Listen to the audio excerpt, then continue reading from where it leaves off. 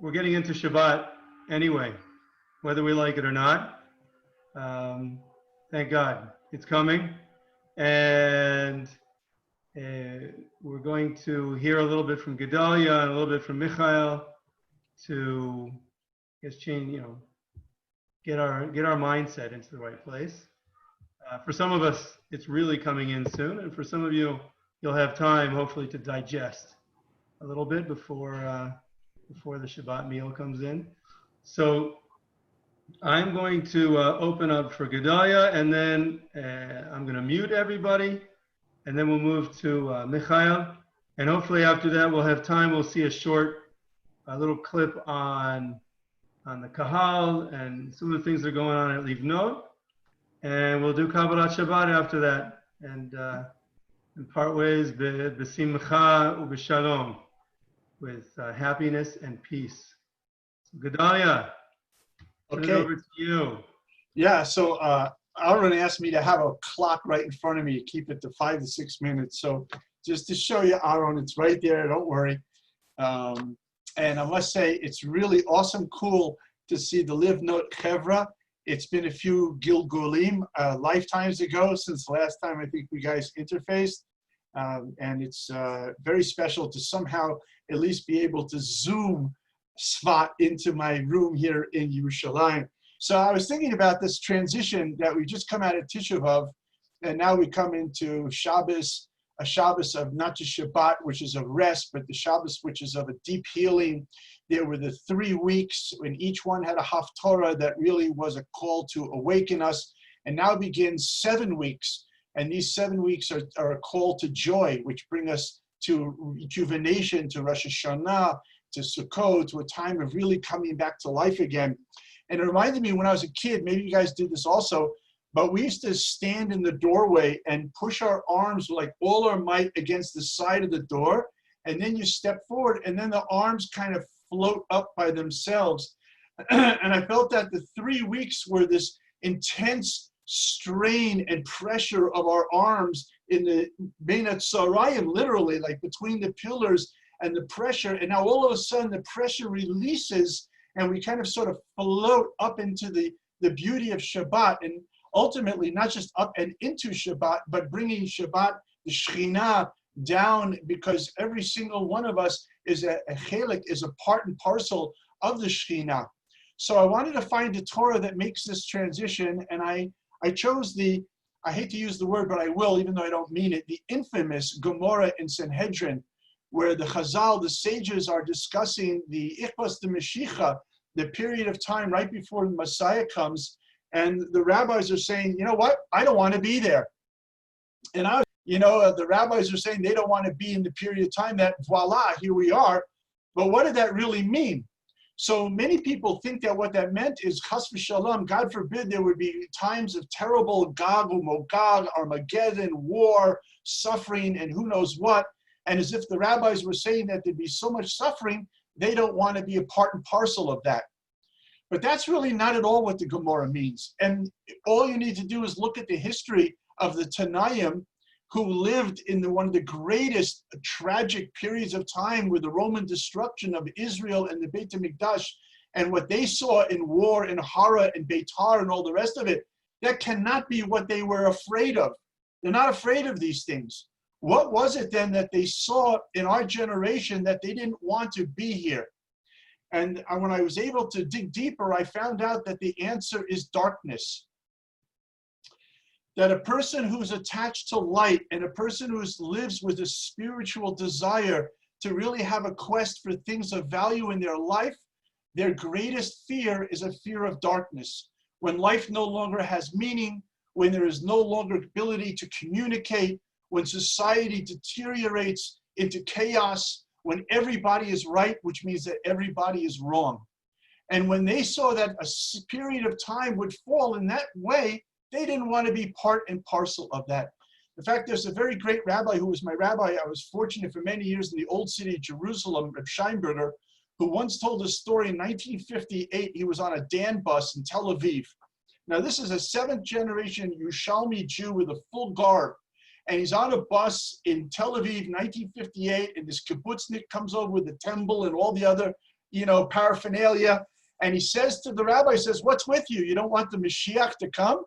And the rabbi's like saying, I don't want the Mashiach to come? And so this guy quotes him also Gemara in Sanhedrin. It says, Mashiach will come, kulu zakai or kulu chayiv, that we'll all be completely righteous or we'll all be completely non-righteous. And the guy says, look around. We're like 99% non-religious, except for you. You're the one guy holding back Mashiach. Because if you join the boat, Mashiach will come, because we'd be kulu chayiv. So the rabbi said that's not what the Gemara means. It doesn't mean we will be all this or we will be all that. It means there will no longer be a middle. People will become extreme. People will be either this or that. And there'll no longer be room for communication. When people will engage in discourse on any subject, it will be with a pretense of self-righteousness. It will be with an assumption that I am correct and you are wrong. And that's not at all the way sages teach us how to engage in differences. The whole Talmud is built on the battle of differences coupled with a love and bonding. Somebody once showed me a very cute illustration. It was these three fingers, if you remember your Cub Scout or Boy Scout salute, or Girl Scout, sorry. And it had little faces painted on them. And it said, even though we can't see eye to eye, we can still see heart to heart. And so therefore, you don't need to think like another person. You don't even need to believe like another person in order to be able to connect to another person. And when a person wants to engage in political discussion, religious discussion, any of the hot spots today, imagine if the nature of the engagement was an assumption that maybe I'm not right. Maybe I'm not right. And not only maybe I'm not right, but I'm fascinated to hear what you have to say. As one of my rabbis once said, God creates us with 2 ears and 1 mouth, so we should listen twice as much as we talk. So I really want to hear with 2 ears what you have to say. And not only do I want to hear what you have to say, I'm even going to repeat what you said. So you're going to know you were heard, because everybody wants to be heard. Everybody's talking and nobody's listening. So be the person who begins to listen. And all of a sudden, when you can say back what you heard, you can then say, now would you like to hear what I think? And the chances are at that point, the channel will be open.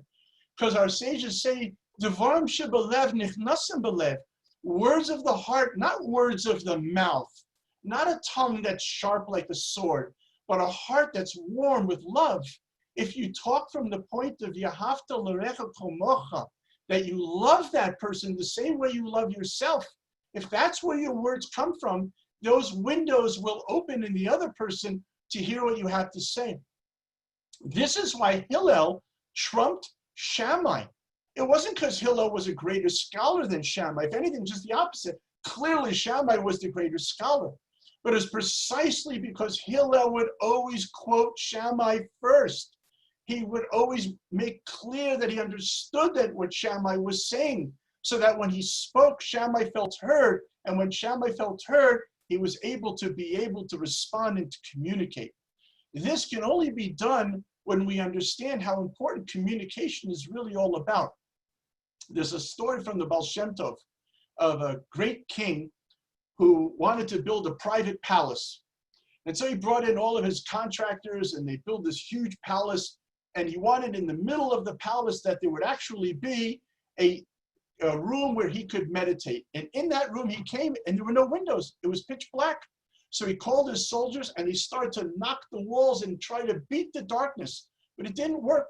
And one little person comes over and he says, I can get rid of the darkness. And they laughed at him. And he lit a candle and all the darkness was gone.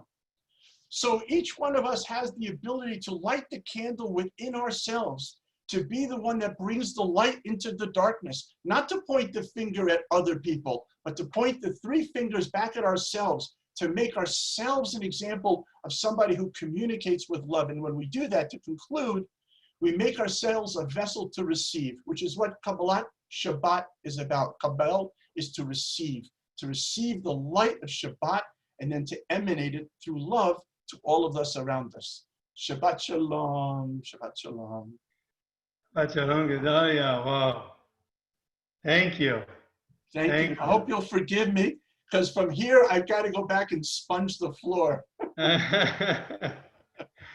Yashar koach. You should apologize. I apologize to Michael for making him go after you.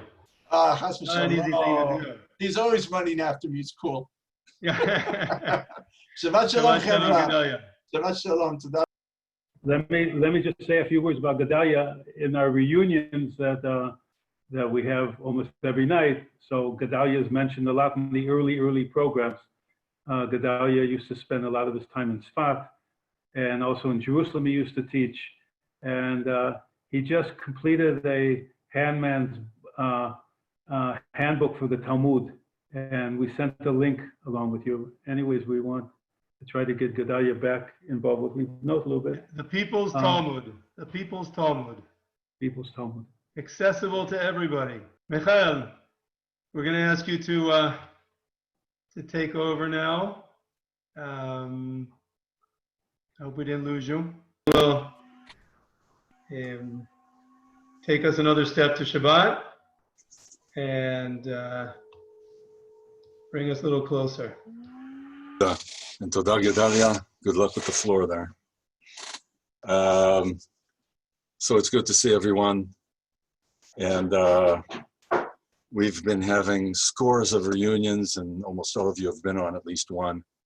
And this has been going on for the past few months, and we always ask, please share one memory that you have from Livnot. And I've been keeping track. I actually write them down because it fascinates me. What do Chevra remember? I think it would help us also plan for the future. The one I hear over and over again is, of course, Kabbalat Shabbat on the porch at sunset at Livnot. There really isn't any need to explain why. It's pretty obvious to anyone who's been present for that experience. And words can't do it justice, and photographs can't do it either, but you can try. You just simply have to be there. But these days, the world has learned we have to settle sometimes for the next best thing. If we can't be there physically, at least we can be there virtually and hopefully spiritually. As Rabbi James Taylor taught us, sometimes you have to go to Carolina in your mind. And perhaps this Kabbalat Shabbat sunset moment can generate some yearning. This is exactly what Moshe does in this week's Torah portion. He yearns to get to the land of Israel, and he can't. He prays, he pleads, he begs, but he simply can't.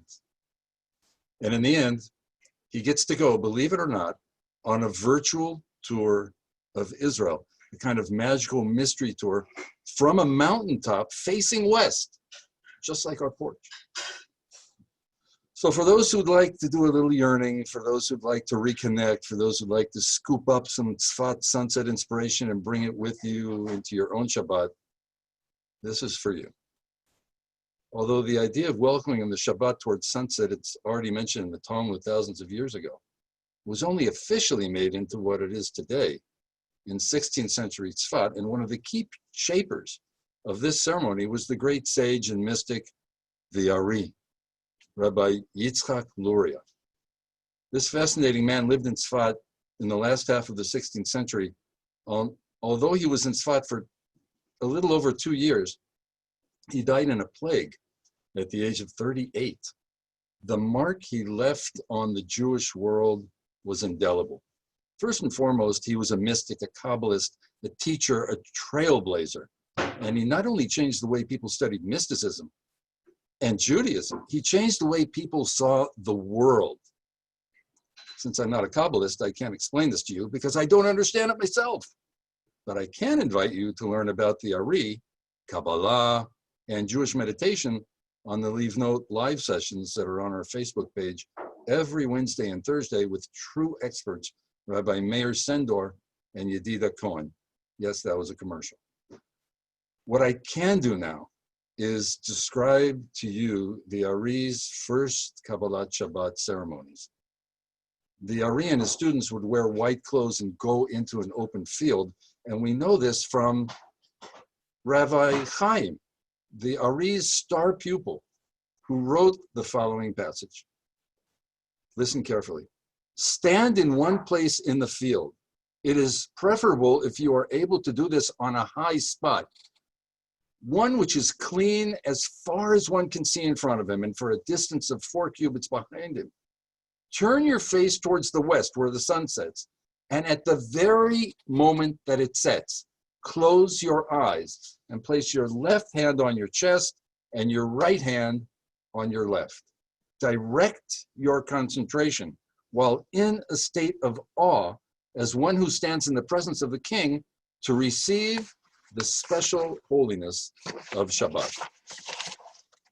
Various researchers have tried to pinpoint the exact spot where this ceremony took place, and there's no unanimous decision as to where it exactly is, but the two most viable options are, believe it or not, right across the street from Livnot's rooftop, mamash.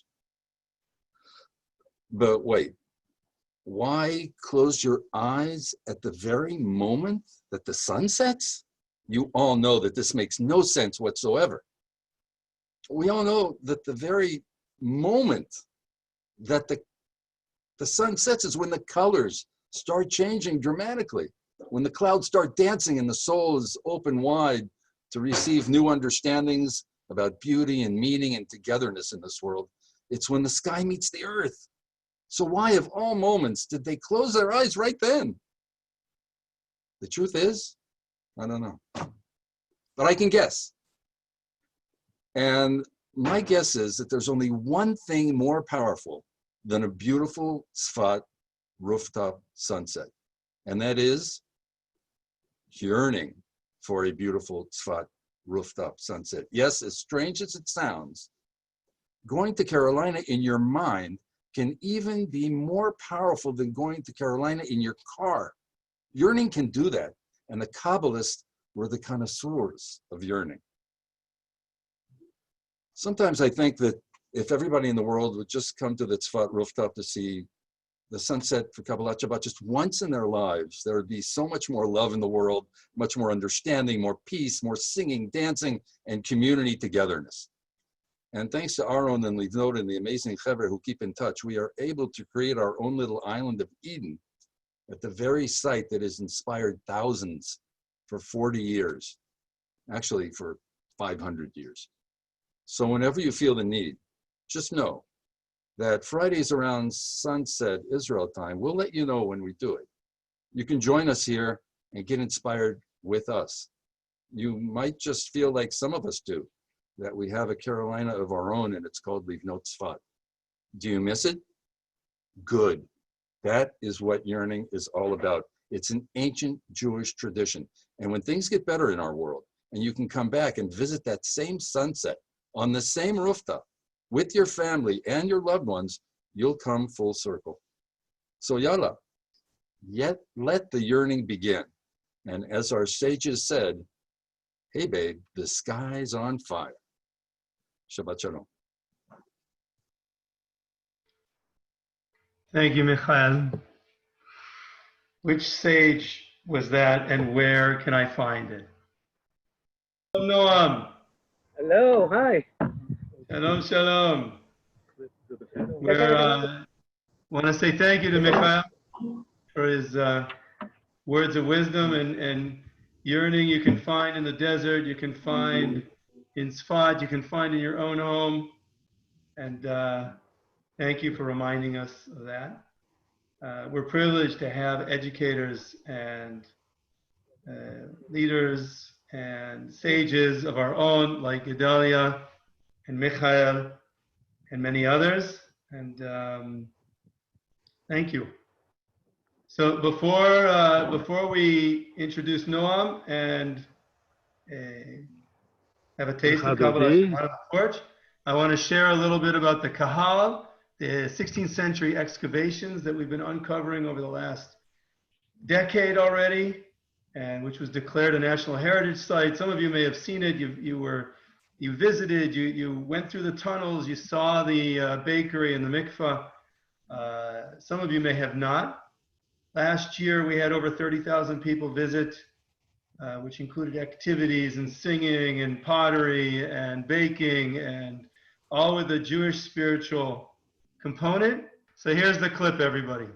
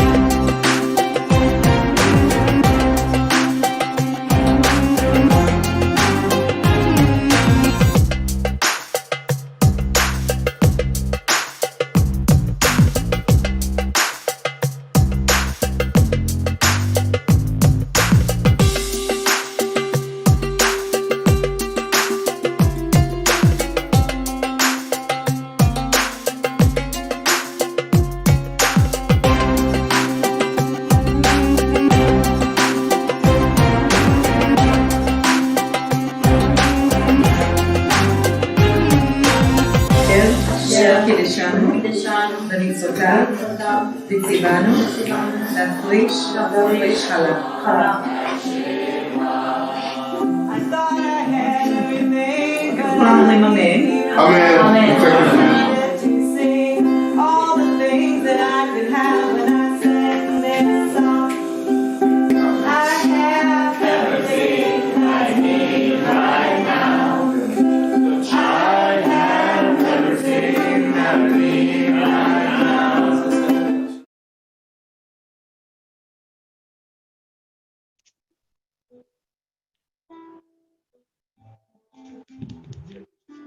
No, let me introduce. Hey everybody. So before we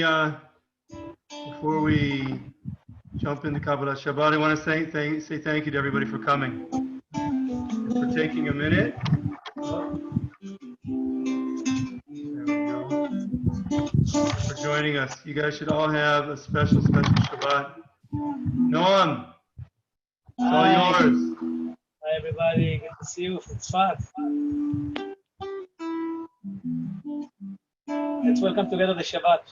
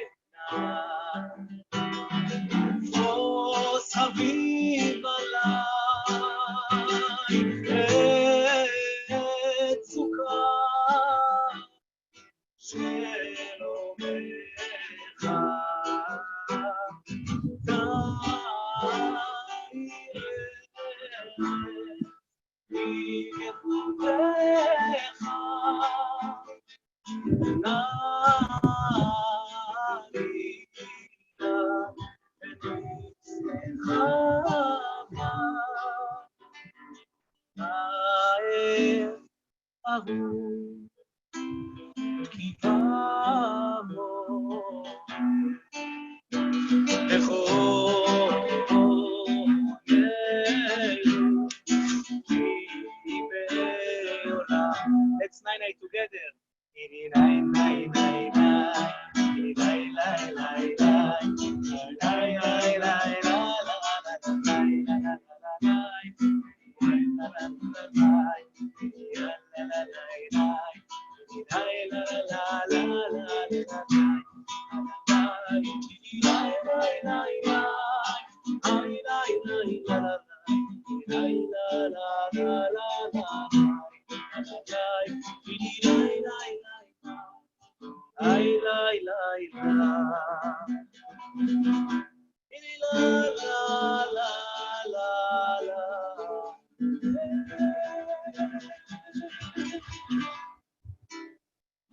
Now it's the time to sing together, Lecha Dodi, Lekrat Kala, this beautiful song. This, right here. Let's connect ourselves to Rabbi Shlomo Al-Kabetz and to Ari HaKadosh, to the beautiful view of Tzfat, of Livnot, the vibes of Livnot and Livnot. Let's sing together. Oh, Lecha Dodi, Lekrat Kala, Bene Shabbat.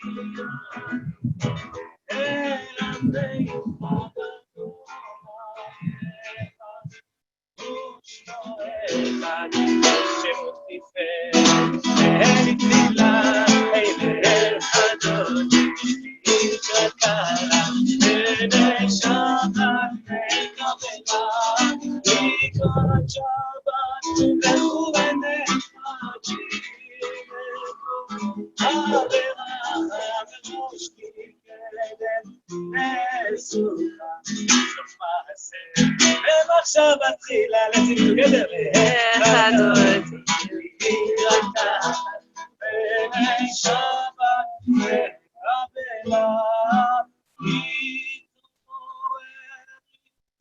Mitorer, Kiva,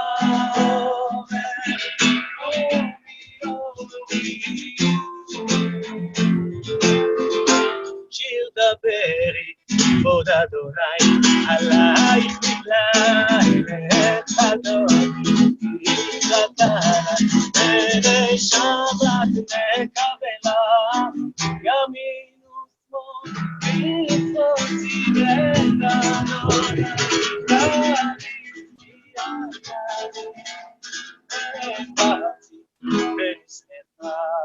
ונגילה לצדקנו de las manos, תדעי בואי בשלום, הטרף גם בשמחה, ברינה ובצהולת תורם, עם סגולת בואי קטה, בואי קטה, בואי קטה,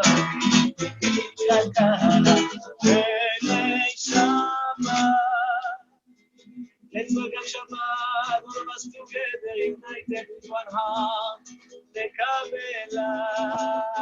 Shabbat Shalom, hey Shabbat Shalom, Shabbat Shabbat Shabbat Shabbat Shalom, Shabbat Shalom, Shabbat Shalom, Shabbat Shabbat Shabbat Shabbat Shalom. Everlasting. I just said everlasting. Aaron, Deep inside my heart. Deep inside my heart, I got you. Everlasting light is shining like the sun, radiate on everyone. And the more that I give, the more I've got to give. It's the way that I live. It's what I'm living for. Let's do it together. Inside my heart, I've got this everlasting light shining like the sun, radiant on everyone. And the more that I give, the more I've got to give. It's the way that I live. It's what I live for. Shabbat Shalom. Shabbat Shalom, Noam. Koach, thank you very much. Toda Shabbat rabah. Shalom. Toda rabah. Wow, I think everybody, before you get off, you should take a minute and read some of the chats. There's a lot of spiritual places out there. I don't know if there's anything like Tzfat. Aaron, thank you for building the porch. Thank you for building Livnot. Thank you for the sunset. Amazing. Okay, I mean, I'd like to stay on for another 10 minutes, but we can't do that really. And, I think, and take it with you and come back. We'll see. I'd like to get some reaction to you guys if we should start doing this on a regular basis. A lot of people from Livnot, as Mayor said, almost everybody talks about Shabbat at Livnot. That's what people take home with them. And we want you to continue taking home a little bit of the magic of Tzfat. yeah. May everybody take a little bit of the spirit with them into Shabbat. Thank you, Mayor. Shabbat Shalom, everybody.